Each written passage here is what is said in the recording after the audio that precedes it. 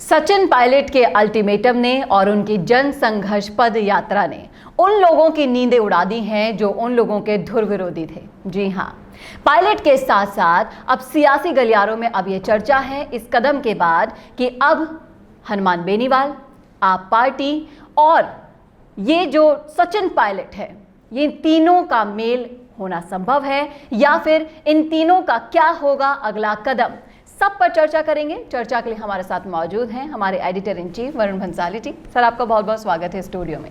जो सचिन पायलट की जो ये जन संघर्ष पदयात्रा रही, इसने चारों तरफ एक आग सी लगा दी है। कहीं ना कहीं उन पर इल्ज़ाम लगा कि वो अपनी ही सरकार के धुर विरोधी स्वर बोल रहे हैं, जबकि उन्होंने सभी को हकीकत से रूबरू करवाया और वो बार बार ये कहते हुए नहीं थक रहे थे कि ये किसी के विरोध में नहीं है, ये है तो सिर्फ भ्रष्टाचार के विरोध में, पेपर लीक के मामले के विरोध में, और उन्होंने जनता के मुद्दों को उठाया है। जबकि उनके धुर विरोधी कह रहे हैं कि ये तो अपनी ही सरकार के खिलाफ उठाया हुआ एक बहुत बड़ा कदम है। और सचिन पायलट ने जो अब साफ साफ अल्टीमेटम दे दिया है, उसके बाद सियासी गलियारों में अब ये चर्चाएं गर्म हो गई हैं कि क्या फिर से अब ये जनसलाब देखने के बाद, उनका सपोर्ट देखने के बाद, क्या वो नई पार्टी बना लेंगे या फिर बेनीवाल आप पार्टी उनके साथ जुड़ जाएंगे। तो ऐसी बहुत सारी चर्चाएं अब गर्म होती हुई नजर आ रही हैं। तो इस पर आपका क्या सोचना है? देखिए, सबसे पहली बात तो एक जवाब उन लोगों को देना ज़रूरी है जो तमाम सारे लोग ये कह रहे हैं कि सचिन पायलट ये पार्टी के विरोध में कर रहे हैं। अब समझने वाली बात ये है कि अगर ये पार्टी के विरोध में करते हैं तो आपको ये देखना पड़ेगा कि पार्टी की लाइन कर्नाटक में क्या रही। कर्नाटक में आज कांग्रेस अगर चुनाव जीती है तो 40% कमीशन लेने वाली बीजेपी सरकार ये आरोप लगाकर जीती है।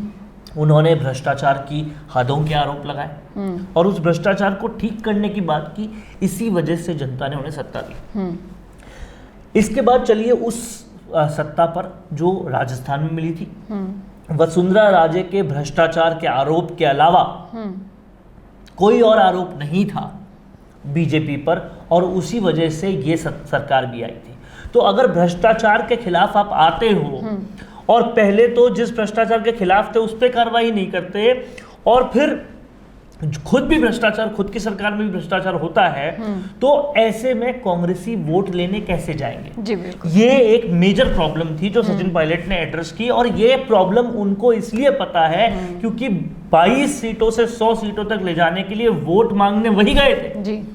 तो अब इसमें विरोधाभास कहां से हुआ? सबसे बड़ी बात यह है। दूसरी बात यह है कि आप सोचिए उन विधायकों का जो घर घर वोट लेने जाने वाले हैं या प्रत्याशियों का जो वोट लेने जाने वाले हैं, वो क्या सुनेंगे?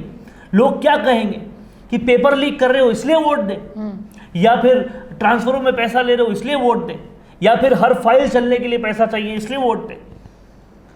अगर लोगों से वोट मांगने जाना है तो कुछ तो आपको अपना स्टैंड लेना होगा, और वो सचिन पायलट ने लिया। तो ये तो कांग्रेस के लिए फायदे का सौदा है। जी बिल्कुल। और कहीं ना कहीं जनता का सपोर्ट देखकर इन्हें भी समझ जाना चाहिए कि जनता इन सब मामलों से त्रस्त है, इसीलिए वो पायलट के सपोर्ट में आए हैं। देखिए, सबसे बड़ी बात यह है कि ये जो जनता का सैलाब, सुनामी और समुंदर आप देख रहे हैं, ये तब है जब कोई सिस्टम से, गवर्नमेंट सिस्टम से बिना फोर्स किए ये लोग आए हैं जी। यानी कि किसी कलेक्टर ने नहीं कहा, किसी आंगनबाड़ी के वर्कर नहीं लगे, किसी नेता का प्रेशर नहीं है, कांग्रेस की जो संगठन की कमेटी है उनका प्रेशर नहीं है, इस तरह की कोई बसें भर के नहीं आई, तब ये लोग आए, सब अपनी मर्जी से आए जी। दूसरी बात ये है कि ये लोग तब आए हैं जब बहुत सारे लोगों को रोका गया है इस कार्यक्रम में आने से। तो तब अगर इतनी भीड़ है तो समझने वाली बात है कि जनता किसके साथ है। सचिन पायलट आज की डेट में उनके पास ना तो कोई पद है और ना कोई डिपार्टमेंट जी, ना कोई पावर है, ना कोई बात, लेकिन फिर भी जनता क्यों इतना ज़्यादा उनको सहयोग कर रही है? और जनता क्या, 28 कुल मिला के लोग थे, पूर्व और वर्तमान विधायक मिलाकर, कार्यकर्ता कांग्रेस के सारे वहां खड़े थे। अब अगर कार्यकर्ता इतने सारे हैं, मान लीजिए सचिन पायलट को एक बार के लिए आप अगर हटा भी दें वहां से, तो इतने सारे कार्यकर्ता वहां अगर हैं तो वो भी तो सरकार के खिलाफ ही है, जी बिल्कुल, सरकार की कार्यप्रणाली के खिलाफ ही है। वोट मांगने कौन जाएगा साहब आपके लिए, ये सोचना पड़ेगा आपको, क्योंकि आपने उस पूरी कार्यकर्ताओं की फौज को तो दरकिनार कर दिया जो 22 से 100 सीटों तक लेकर आए थे, और मलाई खाने वाले, भ्रष्टाचार करने वाले, ट्रांसफरों में पैसा लेने वाले, पेपर लीक करने वालों को पूरी तरह से शय देने वाले टाइप के कार्यकर्ताओं को आपने अपने सर पे बिठा रखा है। अब ऐसे में घर घर कौन जाएगा, मेहनत कौन करेगा, सत्ता कौन वापस लाएगा, बहुत सारी बातें हैं, ये कैसे होगा, ये सारे कार्यकर्ता सोच रहे हैं। और सबसे बड़ी बात, सचिन पायलट को ये करना बेहद जरूरी इसलिए था क्योंकि ये सारे कार्यकर्ता यही सोच रहे थे कि अगर सचिन पायलट का ये हश्र कांग्रेस में हो रहा है तो फिर हमारा भविष्य क्या होगा। वो चाहते थे उनका नेता कोई बड़ा स्टैंड ले, जो उन्होंने लिया, और बिल्कुल ये अपेक्षित स्टैंड था, और ये स्टैंड अगर नहीं होता तो बहुत बुरा होता। अब आपने मुझसे पूछा कि इसके बाद सियासत किस ओर करवट लेगी। जी बिल्कुल, क्योंकि बेनीवाल भी उन्हें अपनी पार्टी में आने का न्योता दे चुके हैं, और तीसरे मोर्चे के रूप में आप पार्टी भी यहाँ पे कदम रखने वाली है। तो सचिन की इतनी बड़ी अल्टीमेटम देने के बाद, इतना बड़ा सैलाब, जन सैलाब उनके साथ देखने के बाद, अब उनके अगले कदम क्या होने चाहिए? देखिए, पहली बात तो बेनीवाल ने जब सचिन पायलट को ऑफर दिया था आने का, उसके बाद, उसके कुछ दिनों के बाद वो ये भी कह चुके थे कि पायलट किसी काम का नहीं है सार्वजनिक तौर पे, लेकिन ये जवाब उन्हें भी मिल गया है कि पायलट किस काम के हैं और पायलट ने किस तरह की जनता का सैलाब उमड़ उनकी तरफ लाए हैं। दूसरी बात यह है कि अब सियासत जिस और भी जाए, जैसे भी जाए, लेकिन पायलट ने आज दिन तक ये नहीं कहा है कि वो कांग्रेस छोड़ रहे हैं। और अगर आप पूरी उस समापन रैली को देखें तो पायलट के धुर समर्थक माने जाने वाले मुकेश भाकर ने पुरजोर आवाज में एक बात कही कि हम कांग्रेस में ही रहेंगे और इनकी छाती पे मूंग तलेंगे। जी बिल्कुल, इससे साफ समझ में आता है कि क्योंकि ये जो कुछ भी बोल रहे हैं ये सब लोग बहुत कलेक्टिव लोग हैं, बहुत आपस में रहते हैं। तो कहने की बात यह है कि सचिन पायलट फिलहाल कहीं जाते हुए नज़र नहीं आ रहे। और रही आम आदमी पार्टी की बात, तो इतनी बड़ी गलती सचिन पायलट शायद ही करेंगे, क्योंकि अगर आम आदमी पार्टी के पास जाते हैं तो आम आदमी पार्टी पर अभी राजस्थान में उनका कोई ज़मीन नहीं है। हालांकि अरविंद केजरीवाल ऐसा चाहते हैं कि वो आए, लेकिन मैं मानता हूँ as a mature politician Sachin Pilot ये देख रहे होंगे कि किस तरह से कुमार विश्वास, प्रशांत भूषण या अरविंद केजरीवाल के साथ जो भी लोग थे उनका क्या हश्र हुआ। वो किसी को आगे बढ़ने नहीं देते। आप दूसरे राज्य से हैं, कुछ देर शायद बढ़ने दें, लेकिन सचिन पायलट के अंदर वो पोटेंशियल है कि अगर वो आ जाते हैं तो लोग कहेंगे कि अरविंद केजरीवाल ज़्यादा बेहतर या सचिन पायलट। उनके अंदर वो पोटेंशियल है कि वो राष्ट्रीय लेवल संभाल सकते हैं, इसलिए वो आएंगे नहीं। और वो केजरीवाल का रवैया जानते हैं, केजरीवाल अपने से ऊपर बढ़ता हुआ किसी को देख नहीं सकते, तो इसलिए उनका आना मुश्किल है। और कांग्रेस में अगर वो रहते हैं तो कांग्रेस में उनके पास एक लीगेसी है। उनके पिताजी कांग्रेस में थे, उनकी माता ने कांग्रेस के लिए बहुत काम किया है और पूरी लेगेसी है। कहीं ना कहीं सबसे बड़ी बात अगर हम समझें तो कांग्रेस में रहने में अब ज़्यादा फायदा है। इस बात को समझना होगा।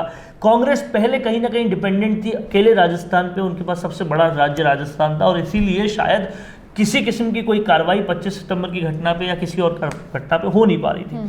लेकिन अब उनके पास कर्नाटक भी है, तो अब उनको वो डर नहीं है, पहली बात। लेकिन जो कर्नाटक की सिचुएशन है डीके शिव कुमार और सिद्धरमैया की, ठीक वैसी ही सिचुएशन यहाँ पर पायलट और गहलोत की है। अब ऐसे में आलाकमान को देखना होगा कि वो ऐसे सिचुएशंस को कैसे हैंडल करती है। हालांकि ये लेकिन यहाँ पे आलाकमान ही निष्क्रिय इतनी दिखाई दे रही है, क्योंकि इतना सब कुछ होने के बावजूद अभी तक कुछ भी बोला नहीं गया। अब ये कहना पड़ेगा कि खड़गे की एक तारीफ करनी पड़ेगी। खड़गे एआईसीसी के बतौर अध्यक्ष, उन्होंने उनके अध्यक्ष रहते हुए चुनाव जीता गया है और वो कर्नाटक से ही आते हैं जी।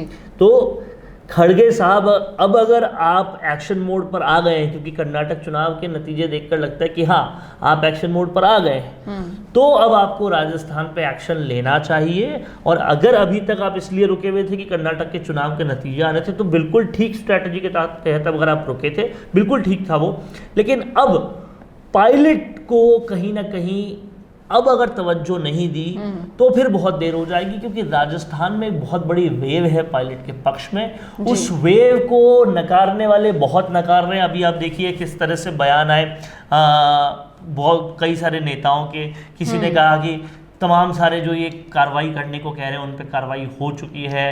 अभी अधीर रंजन चौधरी जो पूर्व लोकसभा अध्यक्ष विपक्ष के नेता थे लोकसभा में, उन्होंने कहा कांग्रेस की तरफ से कि सबसे काबिल मुख्यमंत्रियों में से अशोक गहलोत आते हैं और पायलट जैसों को टैकल करना कांग्रेस अच्छी तरह से जानती है। देखिए अधीर रंजन चौधरी जी, आपकी क्या साख थी, क्या कुव्वत थी, ये सभी जानते हैं। और सबसे बड़ी बात ये है कि पायलट को टैकल नहीं, पायलट एक एसेट कांग्रेस के लिए है। तमाम सारे देश भर में जितने भी चुनाव होते हैं, आपको वो नहीं बुलाते एज स्टार प्रचारक, पायलट को बुलाते हैं, जिसकी वजह से जीतते भी हैं। और कहीं ना कहीं ये समझना पड़ेगा कि पायलट को सम्मान नहीं दिया तो ये केवल पायलट का अपमान नहीं होगा, ये तमाम युवा पीढ़ी जो राजनीति में कांग्रेस के दरवाजे से आना चाहती है उनका घोर अपमान हो जाएगा और युवा आपसे अलग हो जाएंगे। राजस्थान में युवाओं के ही, पूरे भारत में राजस्थान में ही क्यों, युवाओं के वोट सबसे ज़्यादा है, आप वो अफोर्ड नहीं कर सकते। जी बिल्कुल। और अगर राजस्थान में इतिहास को बदलना है कांग्रेस को, क्योंकि कर्नाटक में चुनाव जीतने के बाद कहीं ना कहीं अब कॉन्फिडेंस आया होगा राजस्थान में भी चुनाव लड़ने के लिए, लेकिन इतनी सारी जो राजनीतिक हलचल मची हुई है खुद कांग्रेस के अंदर, इन सारे विवादों को इन्हें सुलझाना होगा। और अगर राजस्थान के इतिहास को बदलना है, कांग्रेस सरकार को रिपीट करना है, पायलट वेव का सकारात्मक प्रभाव लेना है, फायदा उठाना है, तो इस वेव को नकारने से कुछ नहीं होगा। पायलट को अब वो सम्मान, वो इज्जत देनी होगी, नहीं तो इतिहास जैसा चला आ रहा है वैसा ही होगा राजस्थान में। और जो भी होगा सब जनता की मर्जी से होगा, क्योंकि जनता जनार्दन ही है यहाँ पर सबसे कहीं ना कहीं अब कांग्रेस को देखना पड़ेगा कि जैसा कछुए और खरगोश की रेस में होता है कि एक बार तो जीत जाता है कछुआ, लेकिन उसके आगे की स्टोरी कभी बताई नहीं जाती। आगे की स्टोरी ये होती है कि खरगोश एक बार हारने के बाद दूसरी बार वैसी गलती नहीं करता। कहने का मतलब ये कि बीजेपी कर्नाटक हारने के बाद फिर वही गलती राजस्थान में रिपीट नहीं करेगी। वो पार्टी है जो एक चुनाव के खत्म होने से ही दूसरे चुनाव की तैयारी शुरू कर देती है। तो समझना पड़ेगा कांग्रेस को, सतर्क होना पड़ेगा कि अब घायल शेर का वार और भी ज़्यादा खूंखार हो सकता है। बीजेपी से सतर्क रहना होगा और बीजेपी के पास अभी तुर्क का इक्का है। खुद कांग्रेस में इतनी लड़ाई है तो वो बहुत कुछ कर सकते हैं, लेकिन पायलट पे ये जो कुछ आरोप लग रहे हैं वो आरोप जो है बहुत बड़े हो गए हैं। जिस तरह से पायलट ने पूरे भ्रष्टाचार की बात करते हुए गजेंद्र सिंह शेखावत की बात नहीं की, संजीवनी घोटाले की बात नहीं की, ये कहीं ना कहीं उन पर आरोप लग रहा है। जी बिल्कुल। और अब अपनी ही गलतियों से सबक लेने वाला ही बाजी मार लेता है, आपने सुना होगा, और वो ही असली राजा भी कहलाता है। तो ये बीजेपी और कांग्रेस को दोनों को सोचना है। स्पेशली कांग्रेस को तो अब जो आला कमान है, जो नींद में रखी थी अभी तक, उन्हें जगने की ज़रूरत है और जो मौजूदा हालात हैं उनको ऑब्जर्व करके निर्णय लेने की ज़रूरत है। आपकी क्या राय है, आपका क्या सोचना है, कमेंट बॉक्स में कमेंट करके ज़रूर बताइएगा। कैसा लगा आपको हमारा ये विश्लेषण, ये बताना मत भूलिएगा। और इसी तरह के और वीडियोस के लिए जुड़े रहिए राजस्थान संवाद के साथ। नमस्कार। हर प्रॉब्लम का एक सॉल्यूशन होता है और आपके बिजनेस को ग्रो करने का सॉल्यूशन है मिशे मीडिया सॉल्यूशन। क्योंकि अब डिजिटल मीडिया में छाने के लिए और अपने बिजनेस या प्रोडक्ट को क्लैरिटी के साथ समझाने के लिए आपको चाहिए ऐसे वीडियोस जिन्हें सोशल मीडिया पर देखकर कोई भी आसानी से आपके बिजनेस के बारे में समझे और आप तक पहुंचे। मिशे मीडिया सॉल्यूशन है कंप्लीट वीडियो प्रोडक्शन हाउस जो करता है मदद आपके बिजनेस को ग्रो करने में। मिशे मीडिया सॉल्यूशन सिर्फ आपके बिजनेस के लिए एड ही नहीं बनाता, बल्कि उस एड को बनने से लेकर कस्टमर तक कैसे पहुंचाया जाए इसमें भी मदद करता है। तो अब चाहे आपको बनवाना हो वीडियो एड या फिर करवानी हो वीडियो एडिटिंग या फिर बनवानी हो अपने बिजनेस के लिए स्पोक्स पर्सन वीडियो या फिर करवाना हो अपने YouTube चैनल का SEO, तो आपके लिए है मिशे मीडिया सॉल्यूशंस। इनके अलावा मिशे मीडिया सॉल्यूशंस आपको देता है world class studio, interactive panel, शानदार कंटेंट राइटिंग। मिशी मीडिया सॉल्यूशंस के पास है एक बहुत एक्सपीरियंस्ड प्रोफेशनल्स की टीम जो देंगे आपके बिजनेस को एक नया आयाम।